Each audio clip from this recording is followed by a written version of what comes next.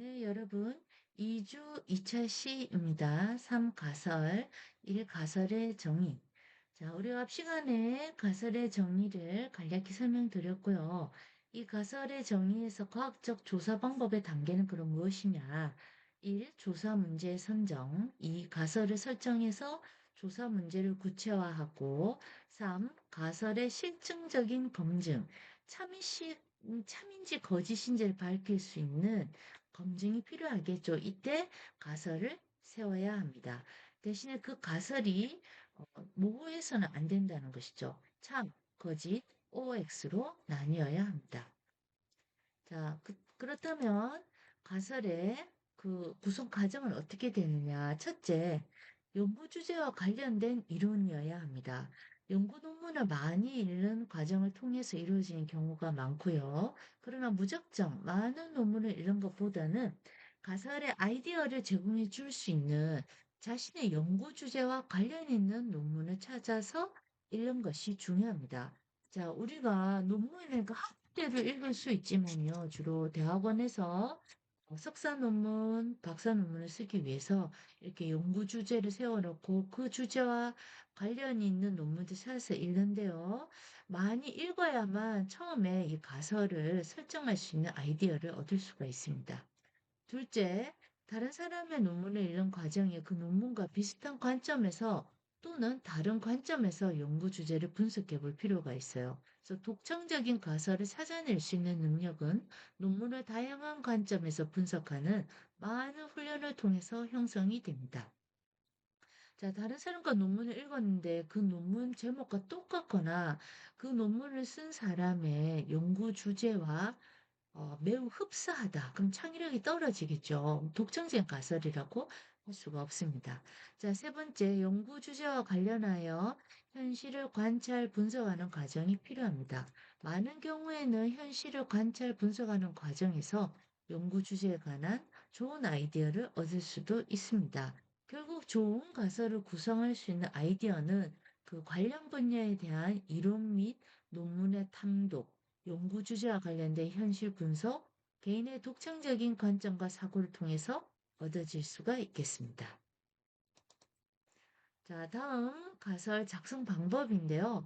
가설 형식은 두 가지 문장을 하나의 조건문 형태로 그 복원해서 결합한 형태를 취하고요.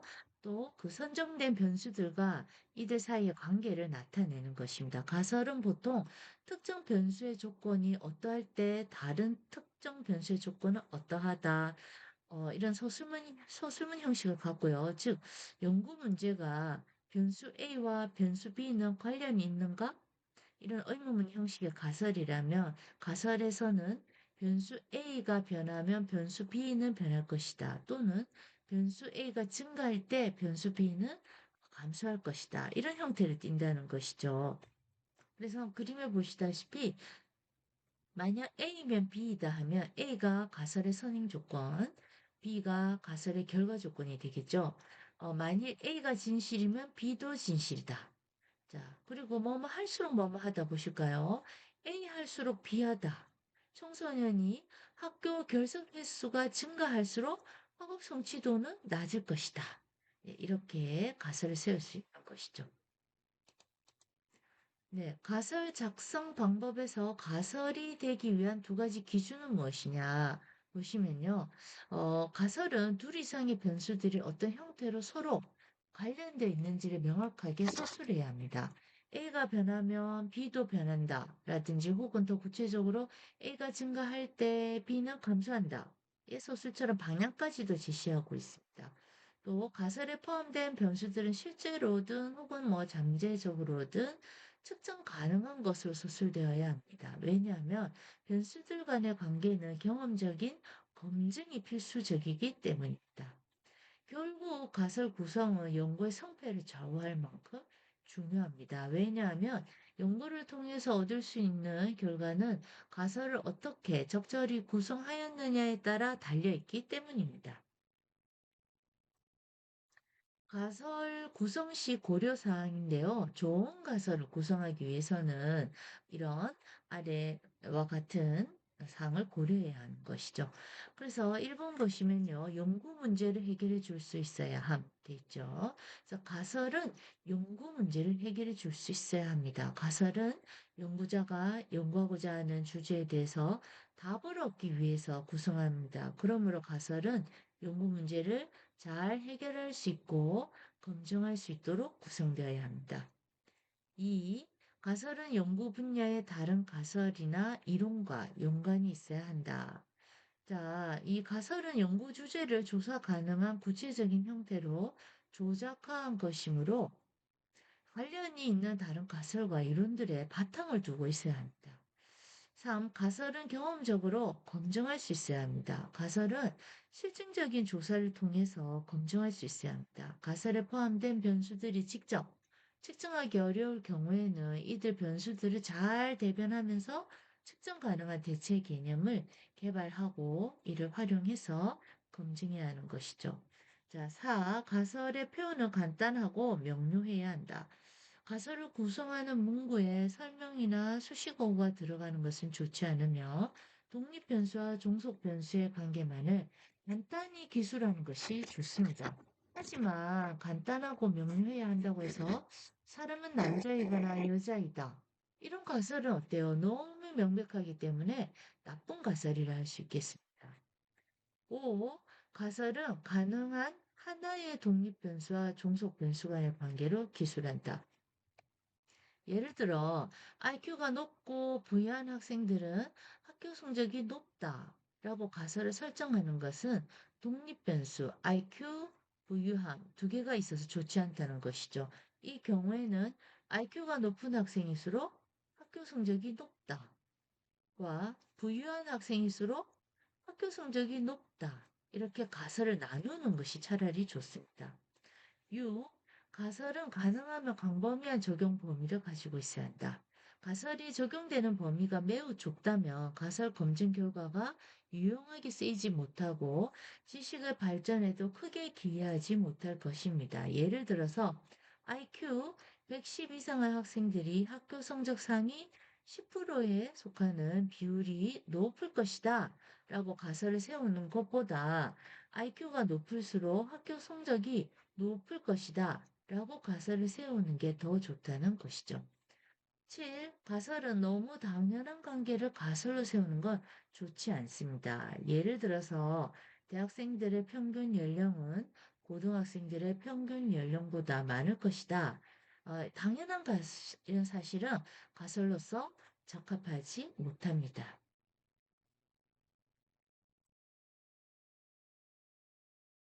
네. 자,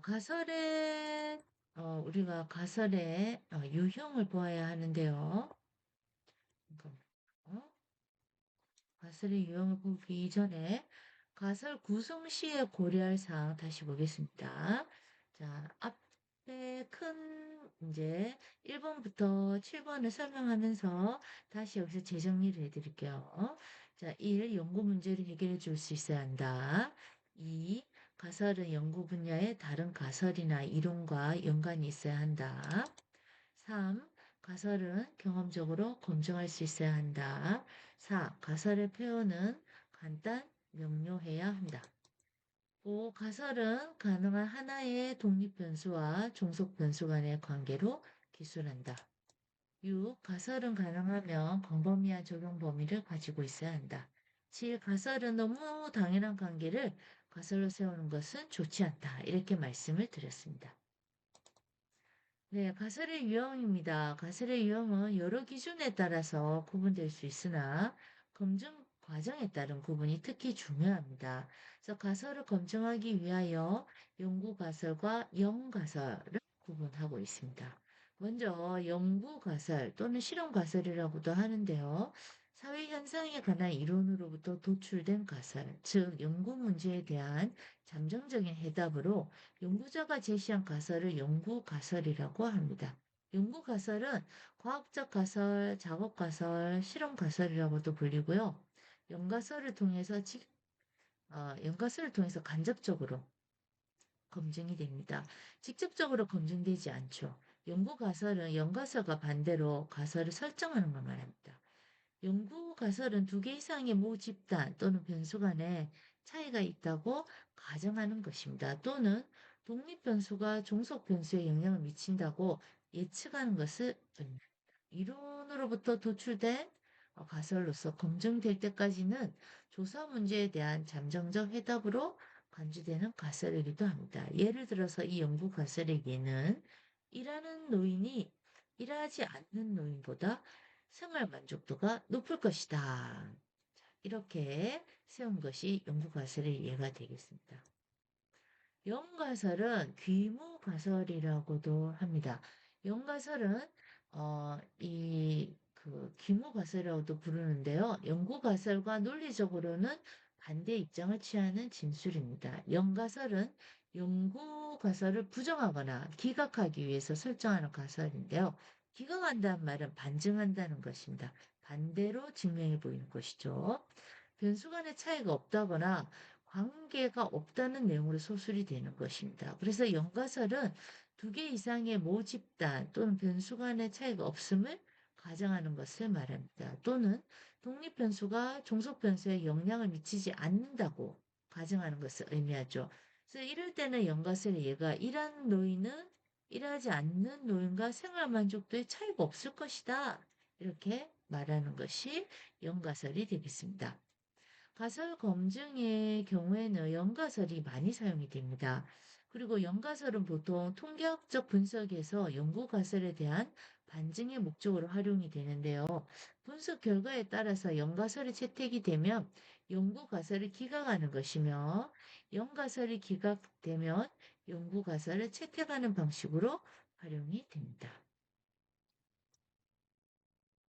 네, 가설 검증 과정에서 오류가 발생할 수 있는데요. 이 가설 검증 과정에서 연구자가 범할 수 있는 오류에는 제1종 오류와 제2종 오류가 있습니다. 제1종 오류는 알파 오류라고도 하고 연가설이 참인데 기각하는 오류를 의미합니다. 즉 A와 B 사이에 관계가 없는 것이 맞는데도 A와 B 사이에 관계가 있다고 결론을 내리는 경우죠. 제1종 오류를 범할 확률은 유의 수준 알파와 같으면 제1종 오류를 범할 확률을 낮추기 위해서는 유의 수준을 낮추면 됩니다.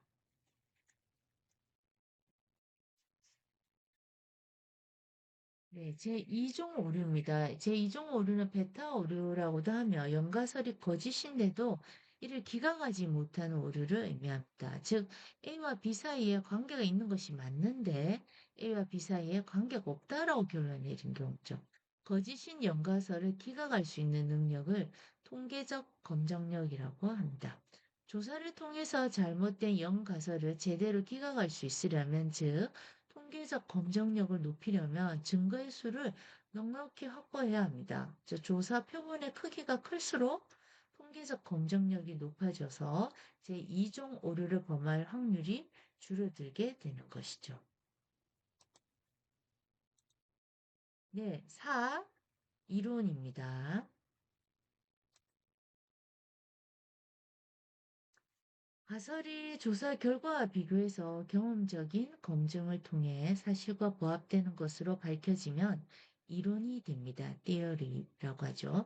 이론에 대한 정의는 학자에 따라 약간씩 다르게 규정이 되고 있는데 대표적인 학자들의 견해를 소개하자면 다음과 같아요. 머튼, 커링거이죠. 머튼은 이론은 경험적 검증이 가능하고 통일성을 지닌 논리적으로 상호 연결된 일련의 관계라고 정의하고 있으며 컬링거는 이론의 현성에 대한 설명과 예측을 목적으로 변수 간의 관계를 밝힘으로써 그 현상에 대한 체계적인 견해를 제공하는 일련의 정의라고 정의하고 있습니다. 이런 정의들을 종합해 보면 이론이란 사물이나 현상을 일정한 원리와 법칙에 따라서 설명하는 경험적 검증이 가능한 진술이라고 할 수 있겠습니다.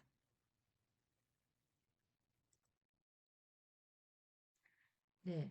자, 그래서 이론이란 일반적으로 서로 밀접한 관계를 가진 두 개 이상의 진술들이 모여서 하나의 이론이 정립된 것이라 할 수 있고요. 또 이론은 개념 변수 명제들을 구성 요소로 해서 변수들 간의 관계 형태로 서술되며 어떤 현상을 체계적으로 설명하는 목적을 달성하는 데 있고요.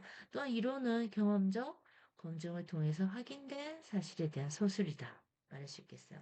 과학적 이론이란 무엇이냐? 과학적 이론을 만들기 위해서는 논리와 경험이 어떻게 결합되는지 알아야겠고요. 논리와 경험의 결합 방법에는 연역적 접근, 귀납적 접근, 또 이렇게 연역법과 귀납법은 상호 대립적인 관계가 아니라 상호 보완적인 관계다. 이렇게 볼 수 있겠습니다.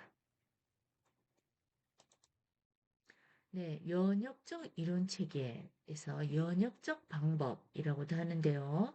이 연역적 방법은 일반적인 또는 보편적인 것으로부터 특수한 것을 추려내는 것이에요. 그래서 실증주의자들이 주로 사용하는 방법이며 전통적인 과학적 조사의 접근 방법이라 할 수 있겠어요. 3단 논법, 연역법이 대표적인 예에 해당됩니다. 이 연역적 방법은 연구 주제를 가설 형태로 세워서 실증적으로 증명할 수 있다는 가정에서 출발합니다. 따라서 기존의 이론이나 명제를 토대로 변수 간 관계를 논리적으로 추론하여 가설을 설정하고 이 가설이 현실에서도 검증될 수 있는지 관찰하여 확인하는 절차를 취하고 있습니다. 양적 조사에는 대체로 연역법을 따르는 경우가 많아요. 기본적인 연역법의 유형은 지금 보는 그림과 같습니다.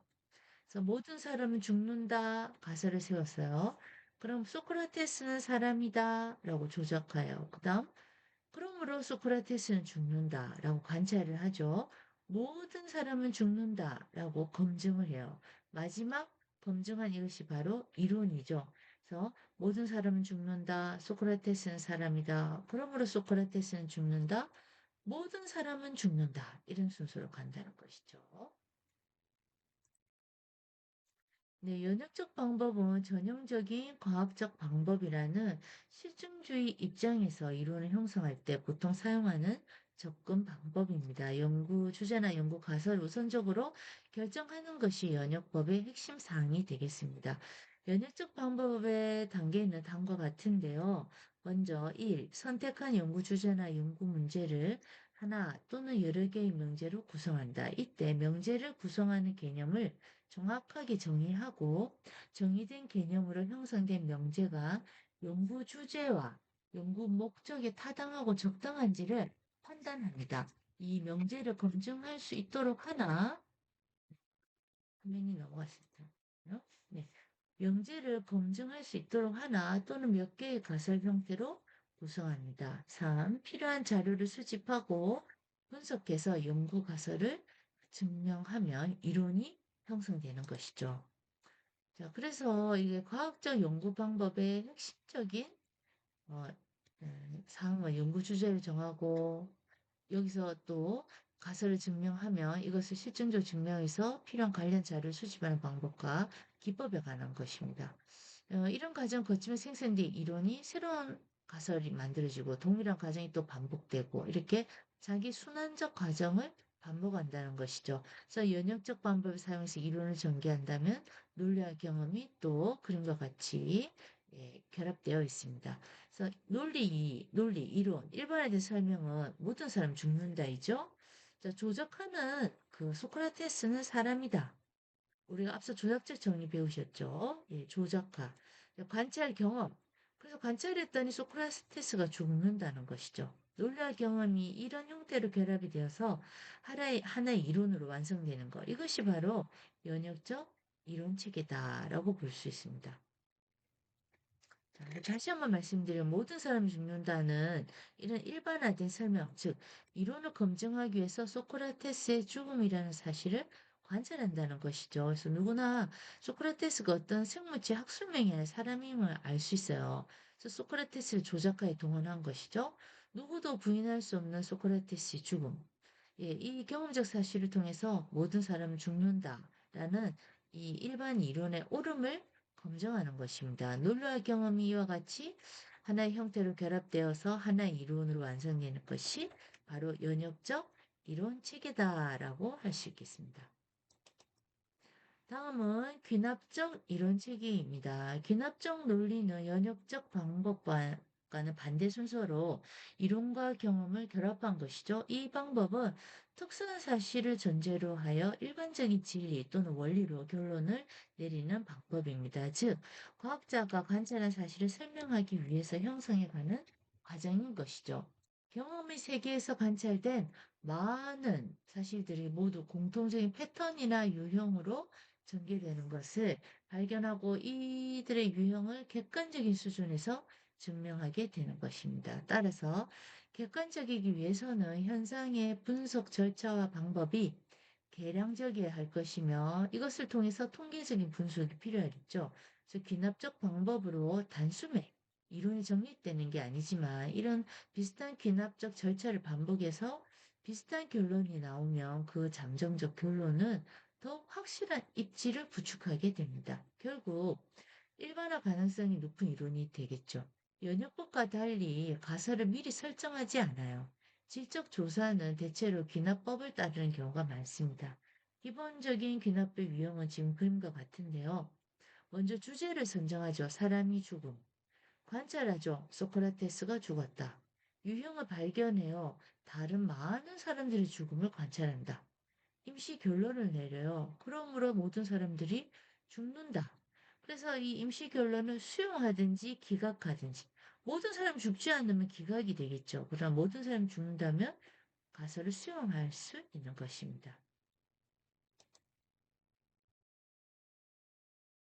네, 귀납적 방법은 실증주의적 방법에 반대하는 과학적 방법론자에서 주로 사용되었는데요. 귀납적 방법 단계는 이렇습니다. 1. 연구 주제를 선정한다.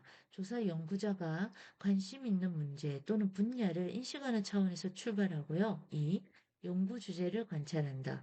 조사 연구자가 연구 대상이 된 경험 세계 현상이나 환경을 객관적으로 관찰하고 관찰한 결과를 기록합니다. 3. 유형을 발견한다. 기록된 관찰 결과가 어떤 규칙에 따라서 일정한 유형으로 전개되는 것을 발견합니다. 4. 왜 일정한 유형이나 규칙성이 존재하는가를 설명하고 임시적인 결론을 내립니다. 이처럼 귀납적 방법은 연역적 방법과는 반대 순서로 논리와 경험을 결합합니다. 귀납적 방법을 사용해서 유와 동일한 이론을 전개하면 다음과 같이 진행이 되겠습니다.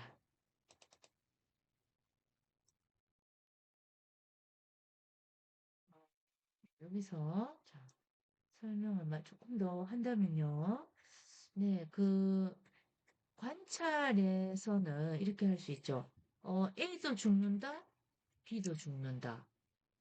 그죠? 그리고 또 관찰했더니 소크라테스도 죽는다. 그러면 이론에서 뭐가 나올까요?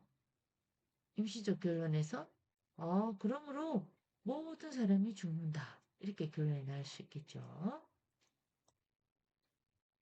네, 이 연역적 방법과 기납적 방법의 관계는 논리적으로는 연역적 방법과 기납적 방법을 구별할 수 있지만 실제 연구 과정에서는 두 방법을 연속적으로 반복하는 순환 과정을 거친다는 것이죠. 그래서 연역법과 기납법은 상호 배타적이지 않고 상호 보완적이다. 그래서 사회복지사 1급 시험에서 보기 예시, 지문 예시로 자주 나오는 것입니다.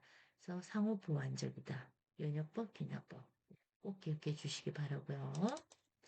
연역적 방법과 기납적 방법의 그런 관계를 설명하기 위해서 이 순환 관계를 다시 보여드리는 건데요. 그림을 보듯이 이 연역법과 기납법은 상호 보완 관계에 있습니다. 따라서 지식에 대한 이해는 이 분석적인 연역적 방법과 경험적인 귀납적 방법에 의해서 이루어지게 되는데 과학에서 필요한 논리는 이것 중 어느 한쪽만 취해서는 안 된다는 것이에요. 다시 말해서 연역적 논리가 논리적 필연성을 갖는다는 의미에서 그 중요성을 인정해야 하고 내용의 공허성을 피해서 예측의 지식 가치를 인정함으로써 귀납적 논리도 중요하다는 것을 함께 인정할 필요가 있습니다. 이렇게 볼 때 이론과 경험을 결합하는 이 두 가지 방법은 독립적인 것이 아니라 그림처럼 순환적인 관계를 유지하고 있다는 것이죠.